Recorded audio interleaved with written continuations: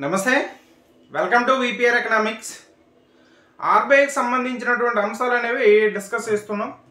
Almost ఆర్బీఐకి సంబంధించిన అంశాలు అనేవి చాలా వరకు చిరంజీవి సార్ ఎకానమిక్ బుక్లో నుంచి చాలా వరకు కవర్ చేసి కంప్లీట్ అనేది అయిపోయింది. కొన్ని అంశాలు మాత్రం మిగిలి ఉన్నాయి. అవి ఆల్రెడీ కొన్ని చెప్పినవే మీకు. స్టాండింగ్ డిపాజిట్ ఫెసిలిటీ అని, ఎంఎస్ఎఫ్ అని, లిక్విడిటీ అడ్జస్ట్మెంట్ ఫెసిలిటీ అని, అదేవిధంగా మార్కెట్ స్టెబిలైజేషన్ స్కీమ్ అని ఒకటి ఉంది. సో వీటి గురించి చెప్పేస్తే మన చిరంజీవి సార్ ఎకానమీ బుక్లో ఇచ్చినట్టు వరకు అయిపోతుంది. అయితే మీకు ఆల్రెడీ చెప్పాను, ఈ బ్యాంకింగ్ టాపిక్ సంబంధించి వివిధ బుక్కుల్లో వివిధ రకాలైనటువంటి అంశాలు కొత్త ఉన్నాయి. సో ఒక బుక్లోనే అయితే మనకి అయిపోతుంది, కానీ ఇంకా వేరే బుక్కుల్లో కూడా ఉన్నాయి కాబట్టి అవి కూడా చెప్తానని చెప్పాను. సో అలా మనం చిరంజీవి సార్ ఎకానమీ బుక్ వరకు కంప్లీట్ అయితే చేసుకున్నాం. కానీ మనకి ఐఎస్ఎన్ రాజు గారి బుక్, అదేవిధంగా తెలుగు అకాడమీ, అదేవిధంగా మనకి ఎక్కువ మంది యూపీఎస్సీ వాళ్ళు ప్రిపేర్ అయ్యేటటువంటి రమేష్ సింగ్ బుక్లో నుంచి కూడా తీసుకొని మనం కొత్త అంశాలు ఇందులో లేనివి ఏవేవి ఉన్నాయో అవన్నీ కూడా చెప్పుకోవడం అనేది జరుగుతుంది. అలా మనకి ఇప్పుడు మనం ఈ వీడియోలో చెప్పుకోబోయే అంశం ఏంటంటే, ఈ ఆర్బీఐకి సంబంధించి డిఐసిజిసి అనేది చెప్పుకోబోతున్నాం. ఈ డిఐసిజిసి అంటే ఏంటంటే deposit insurance and credit guarantee corporation. Deposit insurance and credit guarantee corporation అని దీని యొక్క పూర్తి ఫామ్గా చెప్తాం. మనం ఒక బ్యాంకుకి వెళ్ళి డిపాజిట్ అనేది చేస్తాం. ఎందుకు చేస్తాం? మన దగ్గర డబ్బులు ఉన్నాయి కాబట్టి. అవి బయట ఉంటే కొంత మనకి ఉపయోగం అనేది ఉండదని ఉద్దేశంతో, లేదా సేఫ్టీ కూడా కావాలనే ఉద్దేశంతో బ్యాంకుకి వెళ్ళి డిపాజిట్ చేస్తాం. సో ఆ బ్యాంకుకి వెళ్ళి డిపాజిట్ చేసిన తర్వాత ఆ బ్యాంక్ అనేది మూతపడిపోయింది అనుకోండి.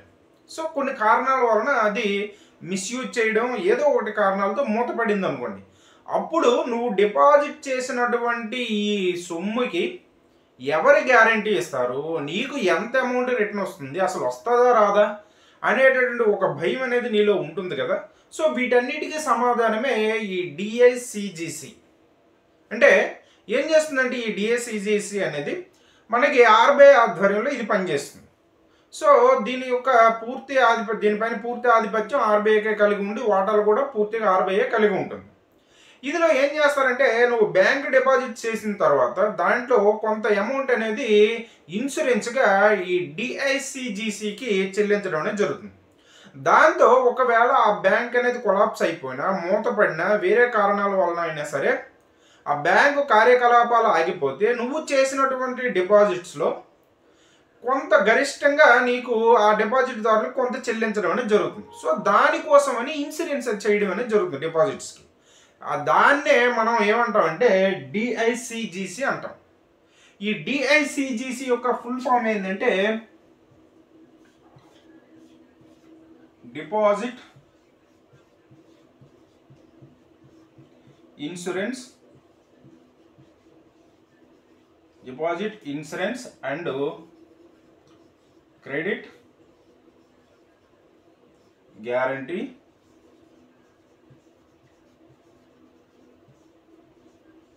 Corporation.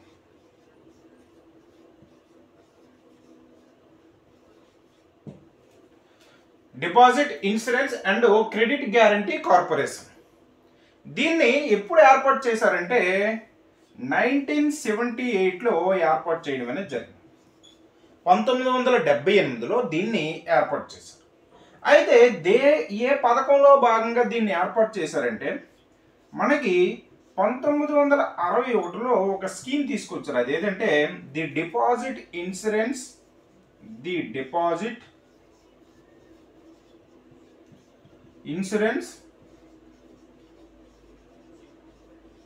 And the deposit insurance and credit guarantee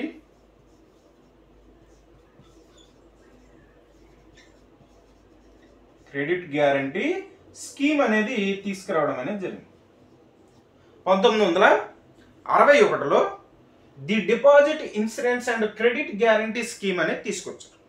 దీనిలో భాగంగా 1978లో మనకి ఈ డిఐసిజిసిని ఏర్పాటు చేయడం అనేది జరిగింది. అయితే ఈ డిఐసిజిసి యొక్క ప్రధాన కార్యాలయం ఎక్కడుందంటే బొంబాయిలో ఉంది. దీని యొక్క ప్రధాన కార్యాలయం ఎక్కడుందంటే బొంబాయిలో ఉంది. బొంబాయిలో దీని యొక్క ప్రధాన కార్యాలయం అనేది ఉంది. అయితే ఈ డిఐసిజిసి ఏర్పాటు అయ్యేటప్పుడు దీని యొక్క ప్రాథమిక మూలధనం అనేది మనకి క్యాపిటల్ ఎంత అంటే 50 కోట్ల రూపాయలు దీని యొక్క క్యాపిటల్గా 50 కోట్ల రూపాయలు క్యాపిటల్తో దీన్ని ఏర్పాటు చేయడం అనేది జరిగింది. దీని పూర్తిగా ఇది ఆర్బీఐ ఆధీనంలోనే ఉంటుంది. ఈ షేర్స్ అన్నీ కూడా ఈ వాటాలన్నీ కూడా ఆర్బీఐ దగ్గరే ఉంటాయి. ఇది ఏం చేస్తుందంటే డిపాజిట్దారులకి వారు డిపాజిట్ చేసినటువంటి అమౌంట్కి ఇన్సూరెన్స్ కల్పించడం అనేది జరుగుతుంది.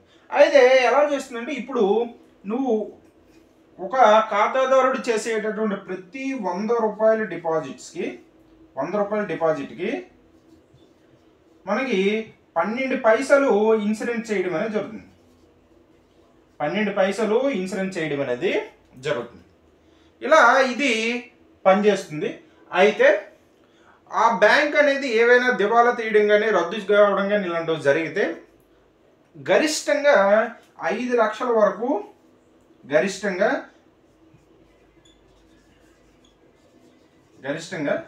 5 lakhs వరకు డిపాజిట్దారులకి చెల్లింపులు అనేది ఈ డిఐసిజిసి ద్వారా చేయడం అనేది జరుగుతుంది.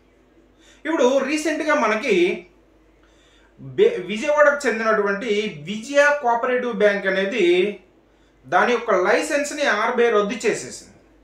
ఆ కోఆపరేటివ్ బ్యాంక్ విజయ కోఆపరేటివ్ బ్యాంక్ అనేది బ్యాంకింగ్ రెగ్యులేషన్ యాక్ట్ ద్వారా మనకి విధించబడినటువంటి ఈ నియమ నిబంధనలు పాటించట్లేదని ఆర్బీఐ దాని యొక్క లైసెన్స్ను రద్దు చేసేసింది. సో ఆ బ్యాంకులో ఉన్నటువంటి ఖాతాదారులకి ఈ డిఐసిజిసి ద్వారా వారు డిపాజిట్ చేసినటువంటి అమౌంట్కి మనకి చెల్లింపులు చేయడం అనేది జరుగుతుంది. ఇలా దీనికి ఇప్పుడు ఈ 1978లో తీసుకొచ్చారు కదా.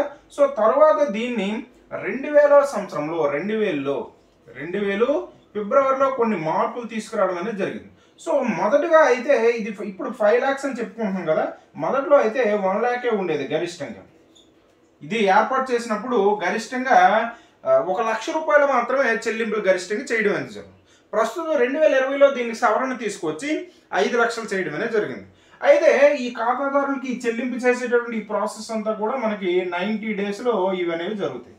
90 daysలో ఇది చెల్లింపులు అనేది చేయడం అనేది జరుగుతుంది.